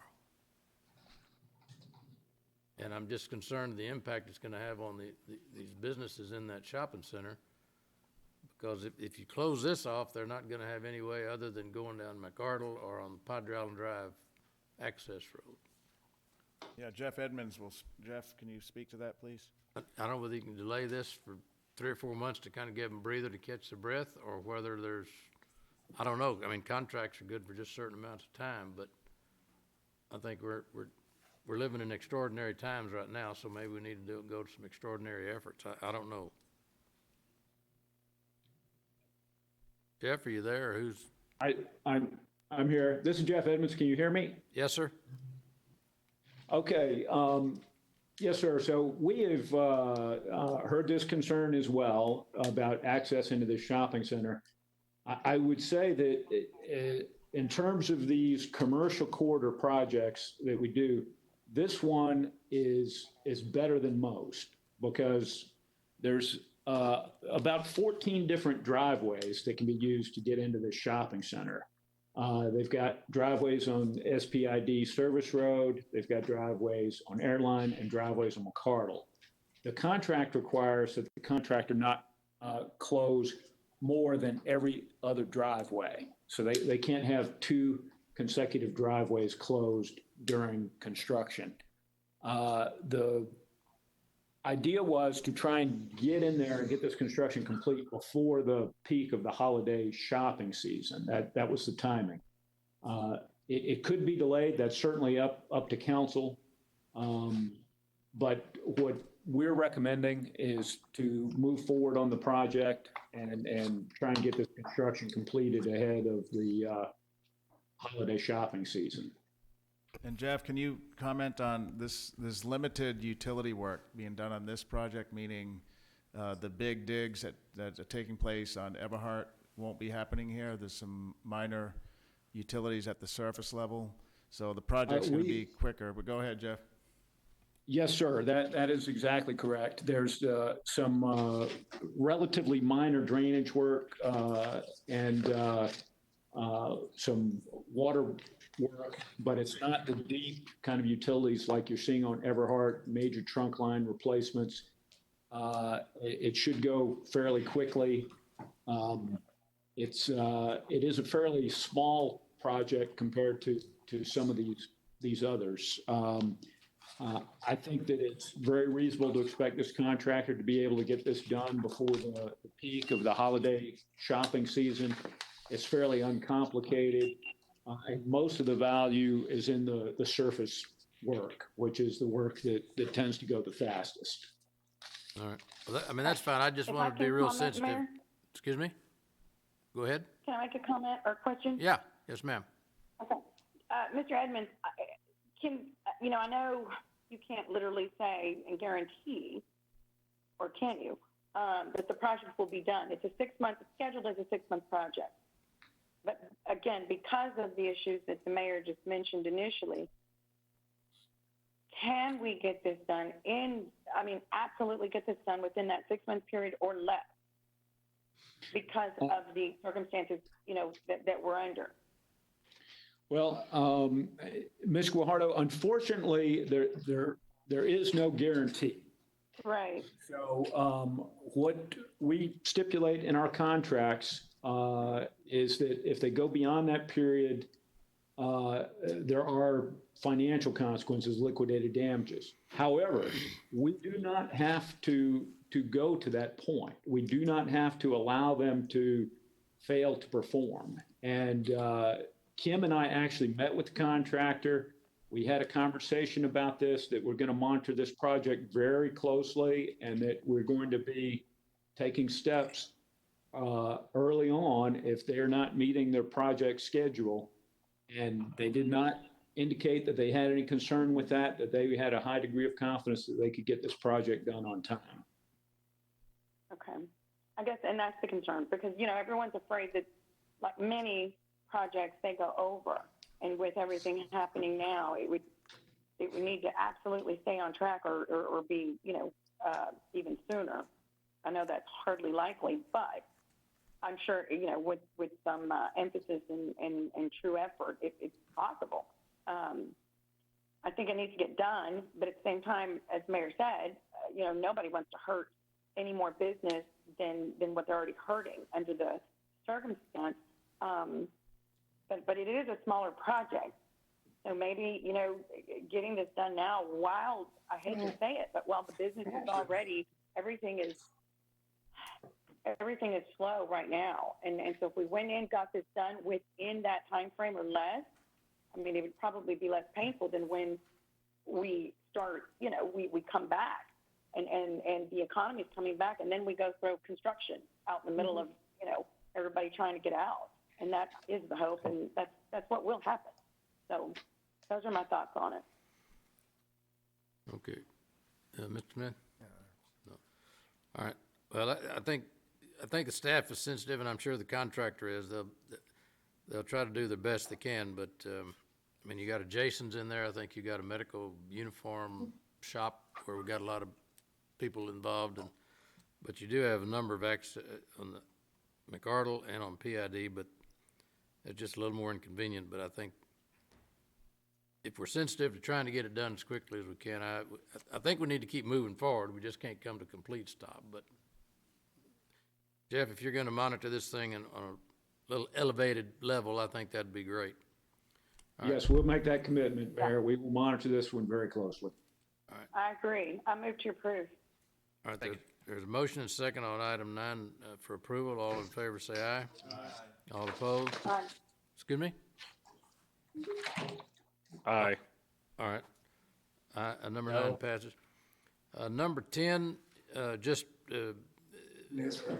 for public explanation, this is I think, a response to something the council brought up some time ago, and from what I read, it could help us move some things forward, and it doesn't place any liability exposure one whit on the city. Peter, you want to just briefly discuss this? Because I think this is something that really might help us in the future, get some things done. On that number 10 on the public improvement district policy. Right, yeah, I think in the staff lounge, Dan McGinn can give us a quick overview of this. Dan, are you there? Yes, good afternoon, Mayor and council members. Daniel McGinn, Director of the Planning Department.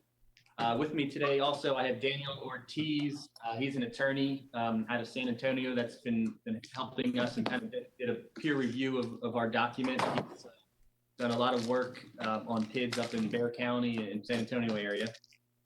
So I can quickly kind of run through the presentation if you'd like.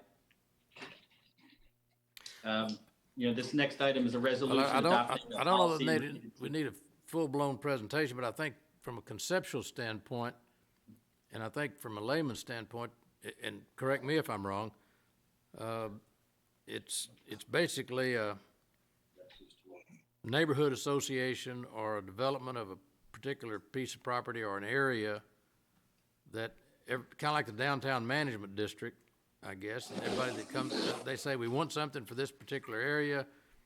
We're willing to either up the ante or assume some debt and an assessment to pay for improvements within this particular area. And this can happen either inside the city or outside the city in our ETJ, and it doesn't place any burden on the city or liability. And people have been asking for it for a while. Is that kind of a nutshell layman's interpretation? That's correct. It's a tool that's been around. It's within the state local government code. So folks can use it today. But yes, it can be used for kind of in town and function almost identical to our downtown management district. Or it could be a tool used for development kind of in kind of Greenfield or London areas as a tool for developers that can put larger amounts of infrastructure in initially, and then those costs are then taken by the future homeowners in that subdivision. It would just be another line item on their tax bill, just kind of like the downtown management district, like you mentioned. Those folks have all kind of agreed that they're willing to pay a little bit extra on kind of a line item on their taxes, and they get additional services in that geographic area. So this is just another tool that, we feel like it will provide guidance, clarity about the process. It will establish an evaluation criteria so a developer knows when they come in the door, what's going to be expected of them, what information we need. And then as far as staff goes, it's a great resource because then, we're all kind of on the same page. And then ultimately it's if an application comes to council, you'll have everything you need to make a good decision about whether to move forward or not with that particular PID. But yes, we just feel it's a great tool, and more importantly, it advertises that we're open and willing to consider these too. I think that's kind of critical in this whole process too, that it's a tool that you can use, but if we have a policy, it kind of advertises that fact to developers around the state and the country. And there's no, it could be one property owner if you had 20 acres, or it could be if a neighborhood or a block or a group of property owners all combined to identify the boundaries, they all could be a participant as well, right? That's correct. Yeah. As long as a majority of them do vote and petition for it. Okay. Is it majority or unanimous? Majority. Okay. Anybody have any other questions in the ante rooms? And then we'll come back to the table. Yes, Mayor, thank you. If you recall, this is something I asked for back a while back. I want to say it was 10 months ago. And it was something that, taken into consideration the new legislation regarding annexation, unilateral annexation. This also provides for a provision that if it's used in the ETJ upon completion of the PID, it would have a request for annexation. So it allows us to use that for that purpose as well. Secondly, this provides us another tool in the toolbox to fund infrastructure within a certain area, whether it's out in the ETJ or if it's to redevelop areas within town. I'd like to particularly put a shout out to our planning department. They took a lot of time, a lot of effort, did a lot of research. They looked at other cities that were doing this. They did a matrix on how they performed. If you've gone through the presentation, there was a lot of effort put into this, and I know I've been pushing them about getting this sooner rather than later, but I want to make sure that we give the appreciation to that department for doing the due diligence and making this possible. This is just as much for developers as it is our own staff to give them a guideline to be able to run through this process a lot smoother than what if we didn't have a policy. But again, I want to thank our planning department and anybody that was involved. Thank you. All right, thank you. Rudy, anybody else back there?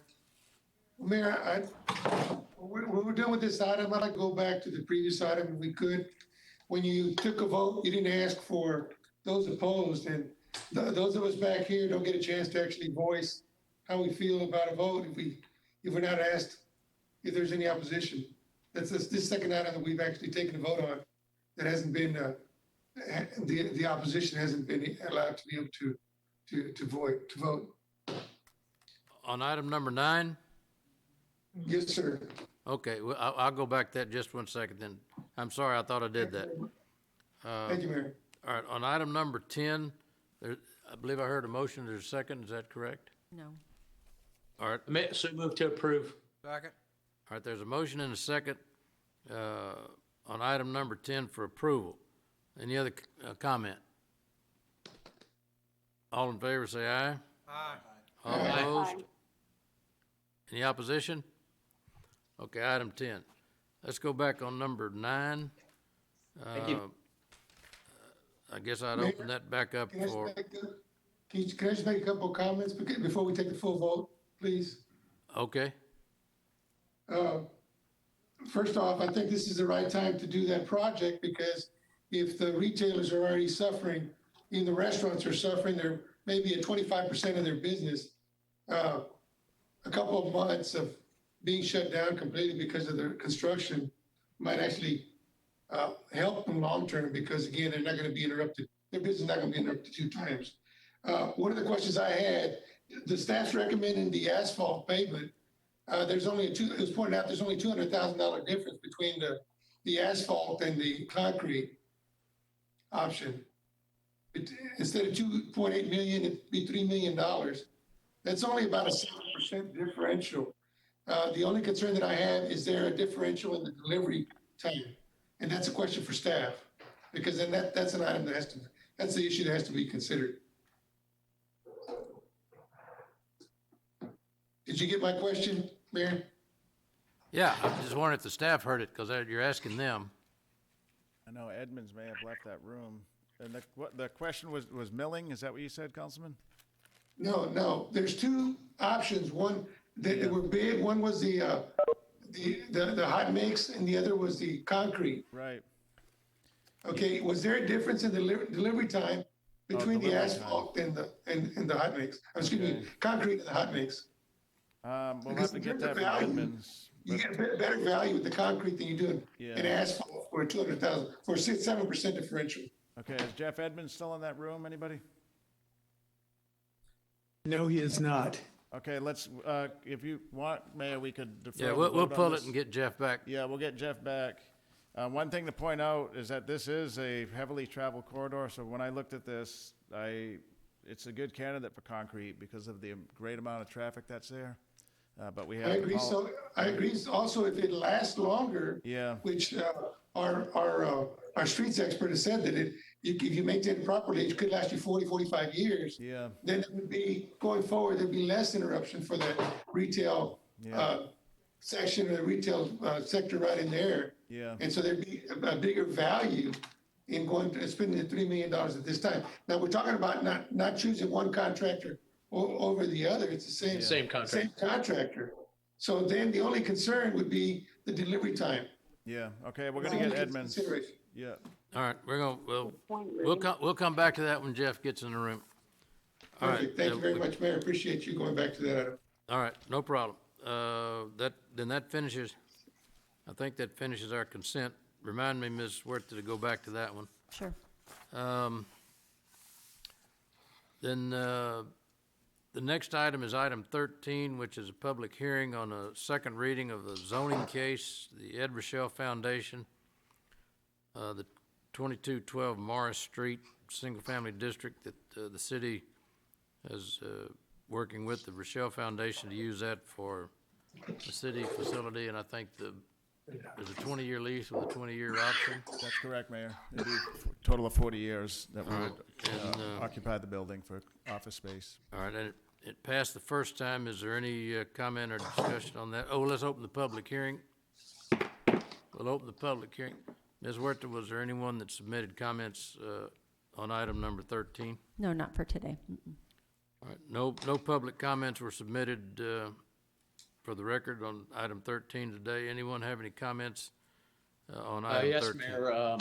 Quick comment on this. I had asked staff to look up where we had a commercial intensive zoning in the middle of a RS6 zoning in other parts of the city where it has worked. I didn't quite, I don't think I got that. I got something from Michael Dice a while back, but it didn't include what I'd asked for. Is there an example of another commercial intensive zoning in the middle of an RS6 zoning area that is similar, that we have something we could look back at? Because if in discussion this last week, I said, I don't think we would do this for this type of zoning right next to RS6. There is commercial CN1 in close by in this neighborhood, which would make more sense. But I just want to verify that there is some other example where this is a possibility. Maybe to come back. Hi, Councilman. This is Al Raymond, Director, Development Services. I sent, when you and I were communicating, I sent you 2 maps. One map showed where CI is also in that same neighborhood and has been established, dates dating back to 1947. There are 2 areas, and you asked for a most recent one, which I sent you a map showing we approved that, or the city approved that in 2016, a CI in this same neighborhood. I didn't find any other areas of the city where this had been done, but those areas, apparently it is working, and we did approve it just a few years ago. Now, is that a CI or a CI with a special permit? Those that I just gave you are just CI. Okay. And keep in mind not to. Where the CI was located was on Agnes. Is that what I mean? Because that's what I'm seeing here. Let me see. That's correct, right? Okay, but that's CI. That Agnes is special permit. Okay, but that's not necessarily in a completely residential area. Depends on what side of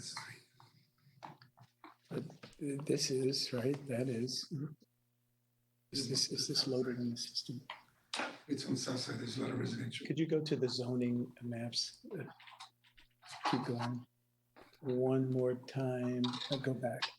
So it's not in there. That's what it's saying. It's there. It's on the hidden slide. Keep going. Will it show up here? Keep going. Sorry. Yeah, the reason I asked for this, Mayor, is because in that zoning pattern, they left out the actual zoning around it. But if we can get one that has all the zoning pattern with it, I believe it's the one that you sent me. I know, but it's not in the system. Yeah, you have to back out to slide view. Give us a second, please. It's at the very bottom. Should be. Keep going down. Keep going down. Keep going down. Utilities. It's not there. We'll get it. Okay, it's not there. It's not on the system, sir. You're correct. But we'll get it. Okay, like I said, my concern here is that I don't recall this being in any other part of town. And I'm a little concerned that we have a zoning that I don't think is necessarily conducive to being next to residential areas, that is not on a arterial street or similar areas. And I understand that it's us and that we want to be doing it for 40 years, but I don't think all of us are going to be here 10 years from now. And things may change. We may have a different situation, but then this is not our building, right? This belongs to Rochelle Foundation, and they would have that zoning. Now, like I know what we're planning to use it for. I just want to make sure that if there's something specific that requires this, other than just giving us the flexibility to do things, as opposed to a CN1 or commercial neighborhood, which is appropriate for this type of zoning, would be a more appropriate zoning, specifically since this building is not ours and things can change 5-10 years down the road, and it's not like we can go back and change the zoning on a whim. So I just want to take that into consideration. All right. All right, that's 19th on one end, what, Agnes on the other, and Morgan on the other, right? Okay, That's correct, Mayor. okay. All right, any other discussion on item 13? I make a motion to approve. We just close the public All right, hearing, well, we're Mayor. in the public hearing now. Yeah, just close it if you're, And no when they're one, no done. one submitted anything for the public hearing. No, sir. We All right, just need well, to close it.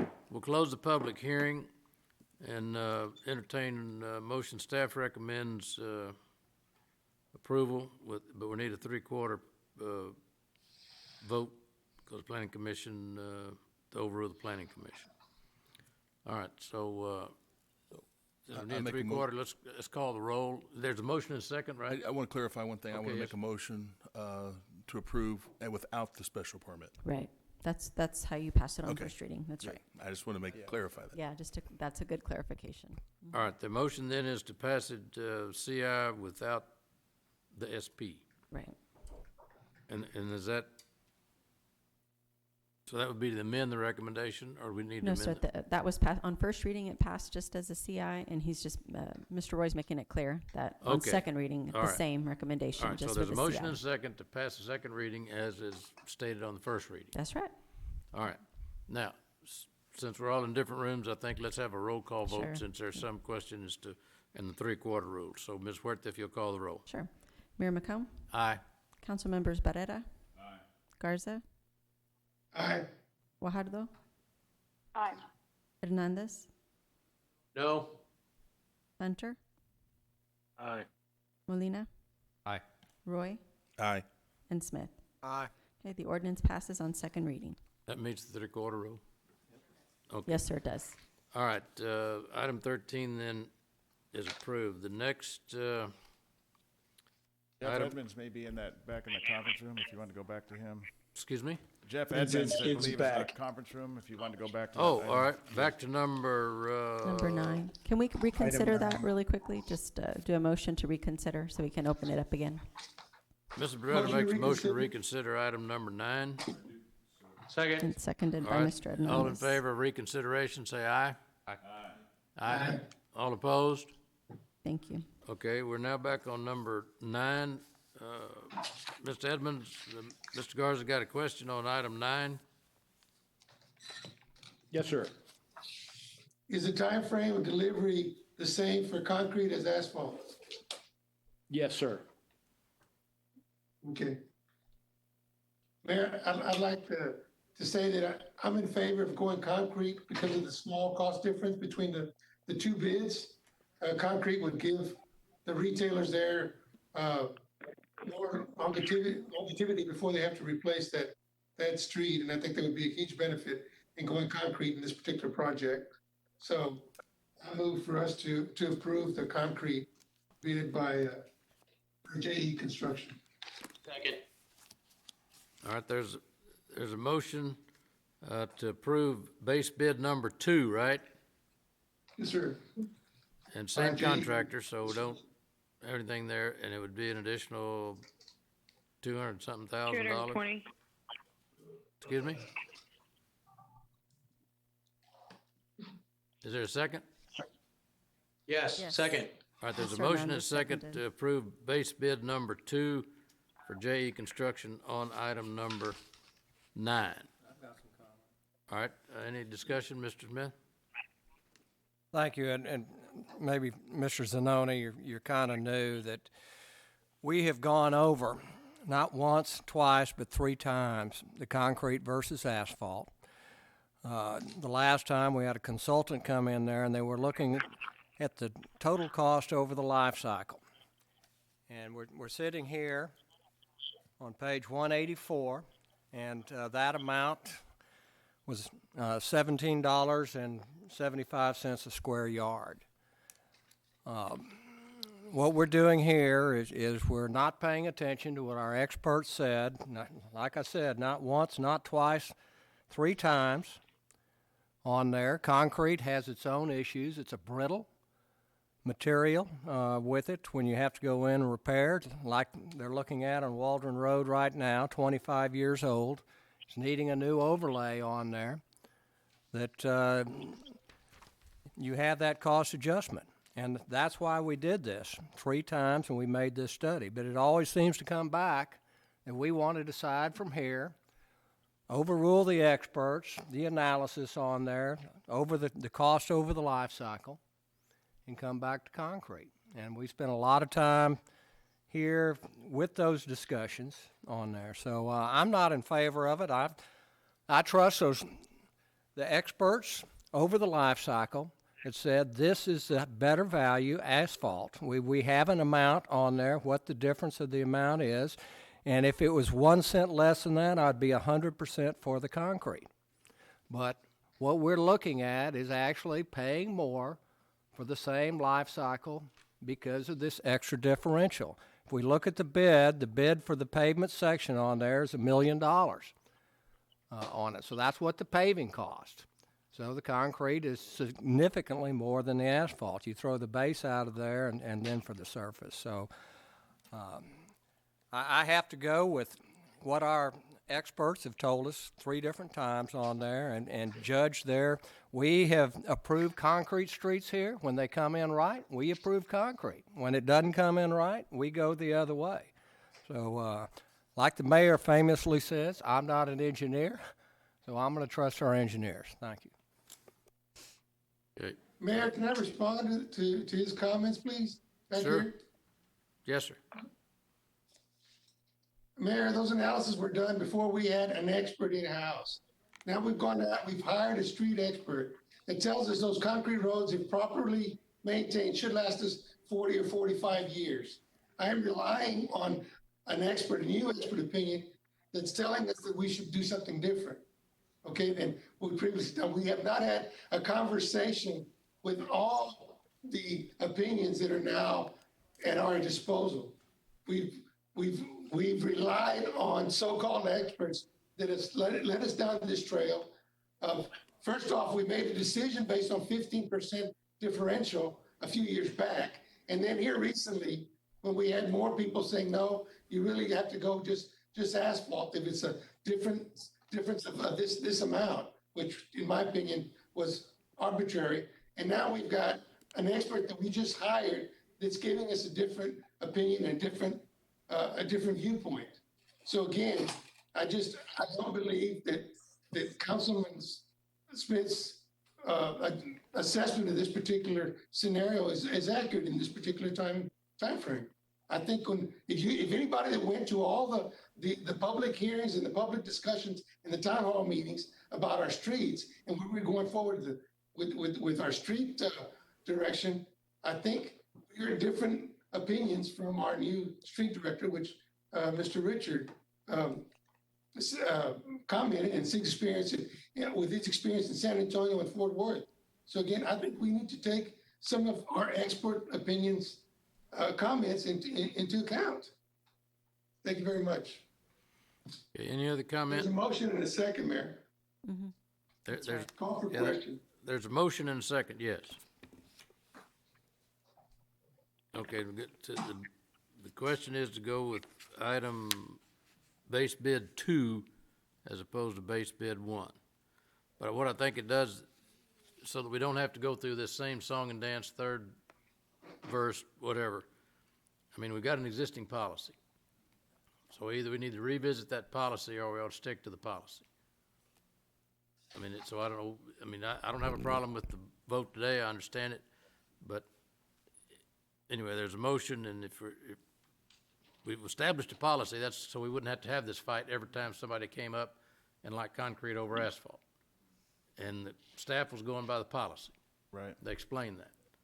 So call the roll, because I think there's going, Yes, call sir. the roll. So for passage of the, are we ready? Passage for the substitute Anybody else want to say motion? anything? You don't hear anything? Okay. So for passage of Mayor, the, oh, somebody does, sorry. Somebody? That's from the staff room. This is Jeff Edmonds. And I'd like to make a clarification and a comment about the policy. So I had a confession ready to make, and it didn't seem like I was going to need it the first time this came up. But I have to admit there's an error in the agenda memo where it talks about Council Policy 28. Now, it doesn't change the recommendation, but I would like to call it to your attention. They miscalculated the number of lane miles that are in this section, where it says 0.3 lane miles, it really should say 1.1625. So that amount that it comes to that we should be willing to pay in addition to get the concrete based on our policy would be $145,000. So the bid difference is above that. So the staff recommendation based on the policy is to go with the low bid, which is the asphalt. Now, another thing I'd like to call to your attention is per the policy, we were going to revisit that amount, that $125,000 per lane mile on an annual basis. And that annual revisit comes up in July. So we're about at the time to be taking a new look at that differential, and we can certainly engage Mr. Martinez in those conversations. And that concludes the comment that I wanted to make.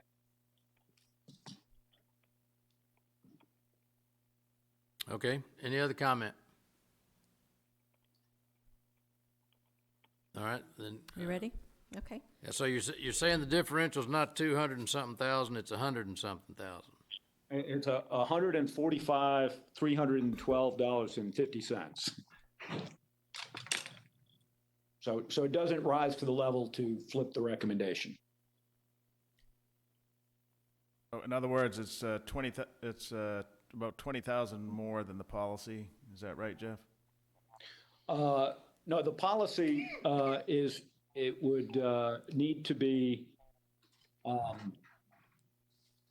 yeah, you're right. It's but the difference is 218,000. If the difference were only 145,000, then we would recommend flipping it because it's a little over a lane mile. Okay, I got you. All right. The policy says we'll pay 125,000 per lane mile, which is a mile long and 12 feet wide. Okay. Okay. Call the roll. Okay. So for passage of the substitute motion for base bid number 2, Mayor McComb? Aye. Council members Barrera? No. Garza? Aye. Guajardo? Aye. Hernandez? Aye. Hunter? Aye. Molina? No. Roy? No. And Smith? No. The motion passes. It's a district. It's district. In 5? 5. This 5 one's yeses? just 5. Yes, sir. I have 1, 2, 3, 4, 5. Yes, I have McComb, Garza, Guajardo, Hernandez, and Hunter. Okay. All right, then that Thank you, gets us down to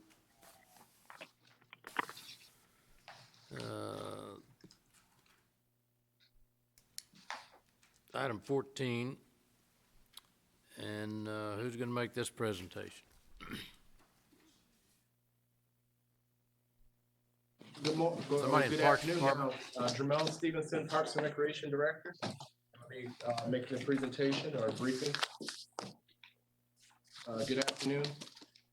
This is the ordinance request for the lifeguard stands for the park system. So in an effort to increase the public safety provided by our lifeguards on our public beaches, we request this ordinance to approve the purchase for 10 fiberglass lifeguard stands for our beaches. They'll be used primarily on the Gulf beaches.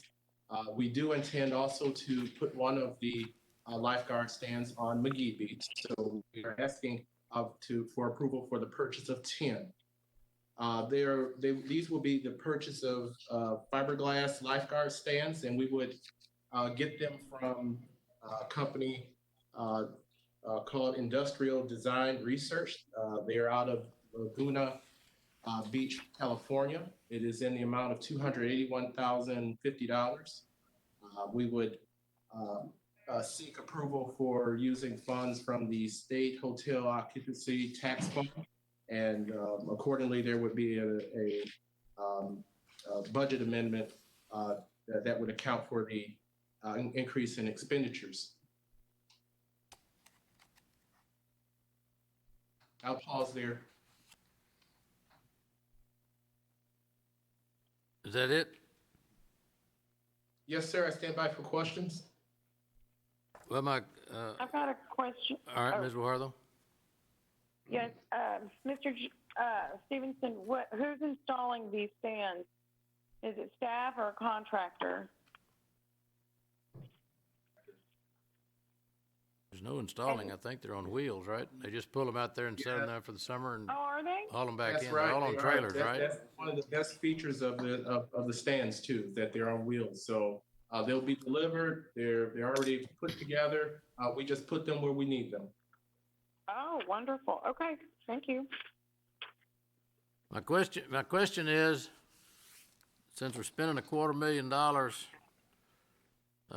in the event of a hurricane, you got a place to haul them, or you're just gonna leave them out there to get blown away? We did that to some trucks last hurricane. I don't wanna do that again. Yes, sir, I understand. That was And that's before one your of the- time.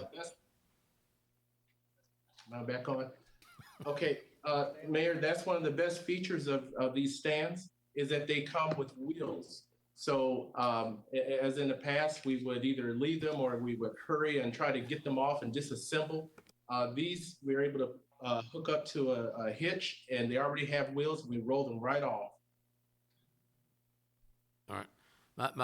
On a more serious question is though, our experience with those mobile restrooms and this sort of stuff,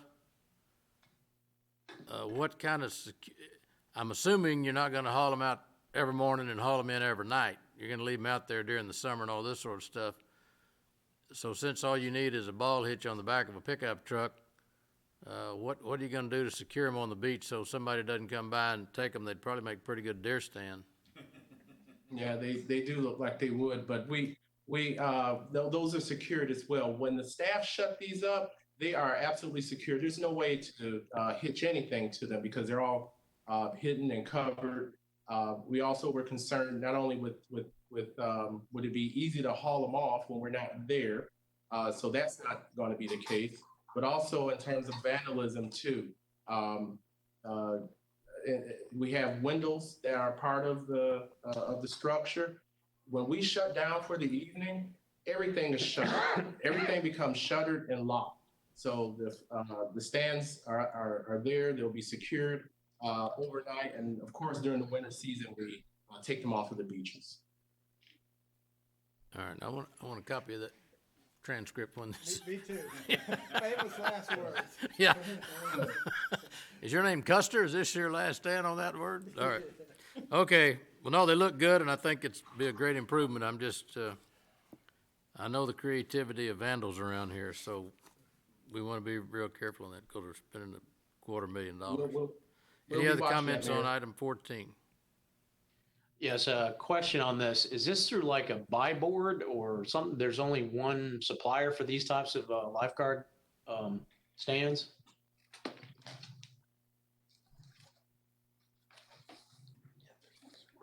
How is this being purchased? Did we just reach out to the Yes, this company? I'm sorry, this was sole source, Councilman. So there's no other sources for these? That's correct. Okay. I mean, if there's, it's the only place where you can buy them. That seems kind of odd, but I guess there's not really a big demand for beach lifeguard stands. Well, if you look throughout the country, most beaches have those wooden ones like ours. So these folks have come on board with something that really is needed. So there's not a lot of competition out there for against them. All right. Okay. I mean, if there's no other source, there's no other source. I mean, it's. All right, any other comments on item 14? I have one. Yes, sir, Mr. Roy. I just have one question. I was looking at the different models. Are we getting the one that has the ramp or the stairs? The ramp, yes, sir. Okay. And that was another great feature. We wanted to reduce our, we want to take care of our lifeguards. So in the instance where they need to dash out and help someone, having steps while they're careful, this helps reduce some accidents too. Not that we've had any, but there's a ramp, and the ramp rolls up in the evening too. Okay, thank you. At the end of the shift, excuse me. All right. Any other comments on item 14? Entertain a motion for passage. Second. There's a motion second on item 14. All in favor, say aye. Aye. Aye. All opposed? All right, item 14 passes. We don't have any briefings. We don't have any executive session, do we? No, we don't. No executive session. Well, we can adjourn. Mayor, it's Michael. Yes, sir. Could I ask a quick question? Sure. To you and Mr. Zanoni? Or Miles, on the penalties for next week. I think it's a little difficult for some of our citizens to understand that they're going to have to look up codes and chapters of codes to realize what the penalties are for the coronavirus violations. And then two, almost everything can be essential for an individual going to work so we're saying that things are, if it's essential for you to keep your family safe and healthy or fed, then you're able to do it. Well, without going to work, some people may not be able to do any of them. And there's what I'll do is I'll just give, to save everybody on time, I'd like to talk to Mr. Zanoni about what is essential, what is not essential, how many different businesses are left on there. It just seems like we're saying that you can't do these things, but every workplace is still left open or available for people to go to work. Miles will address some of that. Mayor and members of City Council, I would like to state the order to stay at home has a very, very broad list of essential businesses. However, just because many businesses might be essential, but might consider themselves essential and be covered as essential on the list, but they may choose to close down voluntarily because of lack of business, because there's simply fewer people around. So what we're describing is the businesses that are essential businesses that are permitted to stay open. Some, like I said, some businesses may end up voluntarily shutting down, and I suspect that will be the case. The list of essential businesses, I understand we've received a lot of questions about that.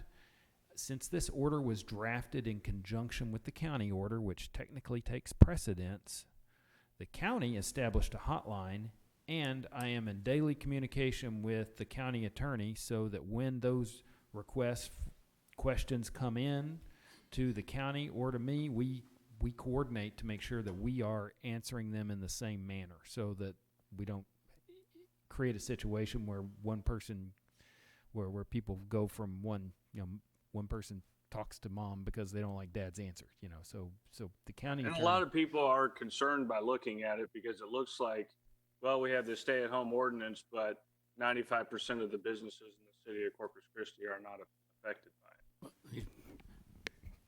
And I'm just using that as an example. That is not the correct number. Probably much, much less than that. That's just a concern of some citizens.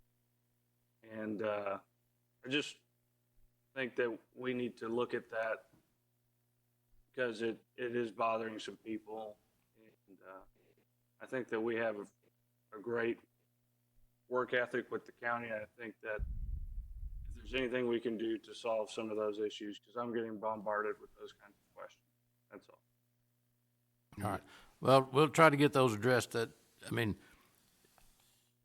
She walked a pretty fine line of trying to make sure that we didn't have a negative impact on the economy, but yet the ultimate goal is to, reduce the amount of exposure, and most businesses, there are some, and I think probably 95% is probably an accurate statement, but there are some that cannot meet the, social distancing. In other words, a hairdresser, a beauty salon, pedicures, manicures, it's hard to get that done from 6 feet, Yes, sir. so you're trying to avoid that personal contact. But most businesses, whether you're an accountant, you're a moving business or whatever, you can maintain that distance unless you start getting crowds, and that then you fall under that 10 versus the distancing. So there's no question that there have been some businesses that have been impacted more than others, but on about a 90, I think you're about right.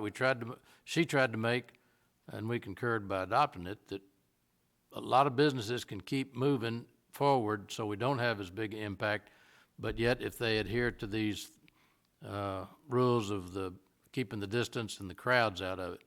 And I think that's why you see Home Depot, for instance, they're open, but I think they've got 2 people in, 2 people out. They're controlling the access and entrance and exit, so to try to keep the crowds down, but yet at the same time give people the opportunity to go in there and buy the goods and services that they need, restaurants on the to-go business and that sort of thing. But if anybody's got a question, we'll have them call that number, because the county attorney and Miles are trying to respond to them as best we can. Yes, sir. But in all circumstances, there's going to be some, we're not trying to pick winners and losers. There's just some that are going to it's going to be affected more than others. But Yes, I mean, sir. I called my barber and said, are you healthy and are you working? He wrote back and he said, I'm healthy, but I'm not working. So and that was before the imposition came on. I was trying to beat the deadline, but I didn't make it. So I may have a ponytail before this is all over. But anyway, we're trying to be sensitive and keep people as much as we can because we know the obligations. All right, well, we can, thank you. did I hear somebody else say something?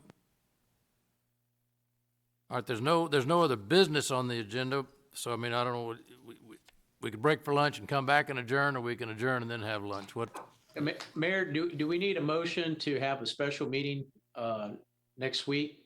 Or I is don't there think at this something- point, I think we can, I'll get with the manager and see if it's something comes up, or if the judges come up, and get with her to see what she's gonna do on her orders. Now, ours right now, at this point, go till the 8th or the 17th?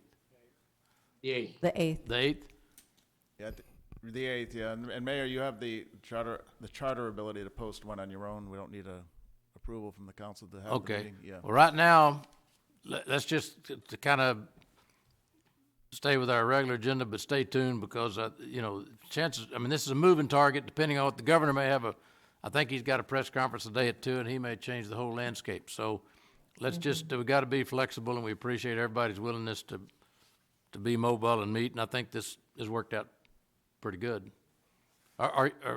Paulette, are you and Michael are able to hear everything pretty well? Yes, sir. It went very well, in my opinion. Okay, good. All right. Well, then let's, sorry y'all are going to miss the lunch today. It was a gourmet lunch. Don't be. Yeah.